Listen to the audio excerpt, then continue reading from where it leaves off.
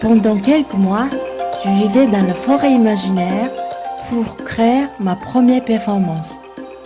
Le projet Empreinte dans la forêt est né de ma rencontre avec des œuvres et la philosophie de Frank Krashberg et avec celui qui abrite actuellement son travail dans le passage bucolique où il a vécu et travaillé dès les années 60. Dans la manifeste de Rio Negro de 1978, consignée par Krashberg, la phrase « La nature amazonienne remet ma sensibilité d'homme moderne en question » résonne fort en restant de plus en plus d'actualité. Mon travail a commencé à relier ces inspirations et mes démarches artistiques proches de la nature.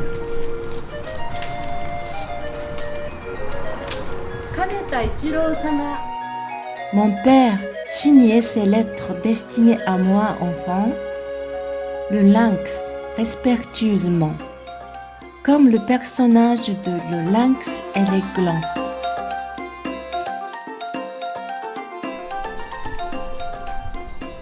Le lynx et les glands. Un samedi soir, un étrange carton fut déposé chez le jeune Ichiro Kaneta. Vous allez bien à ce qu'on dit, j'en suis très content. Demain, j'ai un procès qui est bien compliqué. Venez, pas de fusil s'il vous plaît.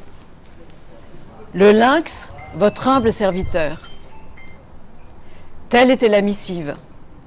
L'écriture en était laborieuse et l'encre pressait les doigts. Ichiro, lui, était ravi. Il enfouit le carton dans sa sacoche d'écolier et parcourut la maison tout joyeux, enchaînant cabrioles et entrechats. Le soir, dans son lit, la tête pleine du lynx, de ses mimiques bien particulières, de cette incroyable histoire de procès compliqué, il s'endormit très tard. Quand il ouvrit les yeux, il faisait déjà grand jour. Ichiro sortit et vit que les montagnes semblaient comme neuves sous le ciel d'un bleu limpide. Il avala rapidement son bol de riz et commença de grimper vers l'amont, tout seul, empruntant le sentier qui longe le ruisseau dans le vallon.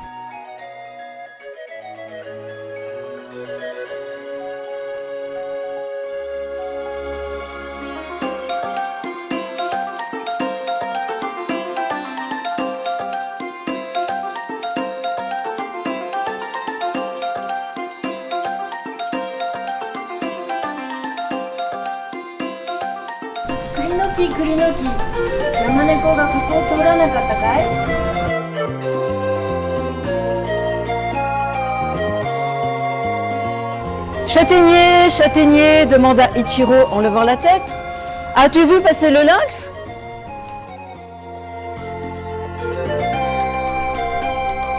À ce moment, le vent souffla en rafale, toutes les herbes de la clairière se courbèrent en vagues ondulantes, le cocher s'inclina, lui aussi. Avec ce ciel d'un bleu transparent et cette foule de glands qui chatoyaient, c'était un spectacle magnifique. Aujourd'hui, nous entamons la 3e journée du procès. Tollé général chez les glands.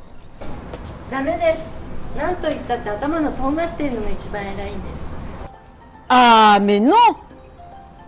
Ça, non! Racontez ce que vous voulez.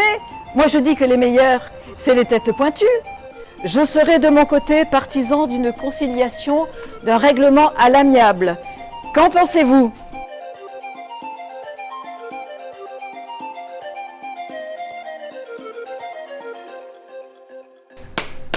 Allons, allons, mais qui est le plus fort? Voilà la question, le plus fort. Le chahut était indescriptible. Le désordre était à son comble.